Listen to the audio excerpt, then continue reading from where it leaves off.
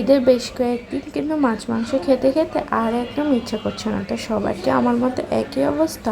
আসসালামু আলাইকুম বন্ধুরা, কেমন আছেন? আশা করি সবাই ভালো আছেন, আল্লাহর অশেষ রহমতে। তো আমি কিন্তু অনেক ভালো আছি। তো বেশ কয়েকদিন হলো ঈদে পোলাও মাছ মাংস খেতে খেতে কিন্তু আর একদম খেতে ইচ্ছা করছে না। তো ভাবলাম আজকে শুটকি দিয়ে কিছু একটা রান্না করা যাক। তো ভাবতে ভাবতে যেই ভাবা সেই কাজ। মানে আমি বাসায় দেখলাম বেগুন আছে, তারপরে বেগুন আর আলু দিয়ে শুটকি দিয়ে রান্না করব। তো আমি যেহেতু ব্লগ ভিডিও রান্নার ব্লগ দিয়েই রেসিপি বলা যাবে না, কারণ আমি কিন্তু রেসিপি দিলে কিন্তু এটা মানুষকে শেখানো হয় আর রেসিপিটা ভেঙে ভেঙে দেখানো হয়। ওরকম না, আমি আসলে বাসায় যেরকম রান্না করি ওইটাই আপনাদের সাথে শেয়ার করি। আর বাচ্চাদের জন্য সবসময় সম্পূর্ণ ভিডিওটা করতেও পারি না। অনেক সময় দেখা যায় রান্না করতেছি এরকম হুটহাট অর্ধেক করছি আর করি না, তখনই ভিডিও অফ করে দিতে হয়। আসলে বাচ্চা তারপরে ঝামেলা থাকলে যেটা হয় আর কি। আবার অনেক সময় ভিডিও মনেও থাকে না, ক্যামেরাটা অফ আমি এমনি চালিয়ে রেখেছি, মানে ক্যামেরা অন থাকে না কিন্তু এমনি ভিডিও চলে। এরকম কার কার হয়েছে অবশ্যই কিন্তু জানাবেন। আমার তো প্রায় হয় যে ক্যামেরাটা অন করতেই ভুলে যায়।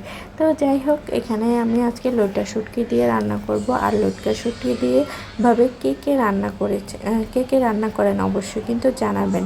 আসলে এক একজনের রান্না এক এক রকম, এক এক অঞ্চলের রান্না বান্না খাওয়া দাওয়া এক এক রকম, এক একজনের হাতে এক এক রকম স্বাদ।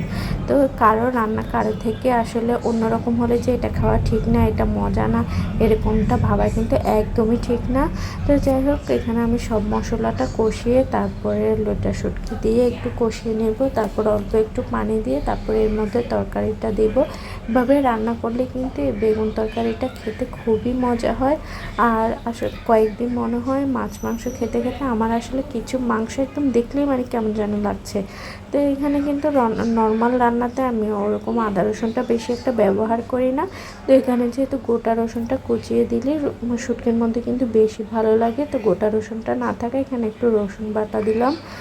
আর আপনারা এভাবে কে কে পছন্দ করেন এটা কিন্তু অবশ্যই জানাবেন। কিন্তু যারা শুটকি পছন্দ করে না তাদের কাছে কিন্তু আজকের এই রেসিপিটা একদমই ভালো লাগবে না।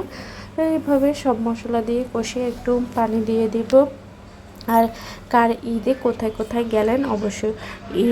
আমি কিন্তু কোথাও বেশি কিছু জানি, যেহেতু বাচ্চারা ছোট, এই বাসার আশেপাশে একটু ঘুরেই কিন্তু মানে আর কোথাও যাওয়া হয়নি। আর এমনি বাসাতেই ছিলাম। তারপরে একটু কাঁচামরিচ দিয়ে দিলাম। আমার বাসায় কিন্তু আমরা সবাই একটু ঝালটা কম খাই, অতিরিক্ত ঝাল আমরা কেউই খেতে পারি না। বিশেষ করে আমার শ্বশুর তো একদমই খেতে পারে না, তার জন্য কিন্তু একদমই কম দেওয়া হয় তরকারিতে ঝাল।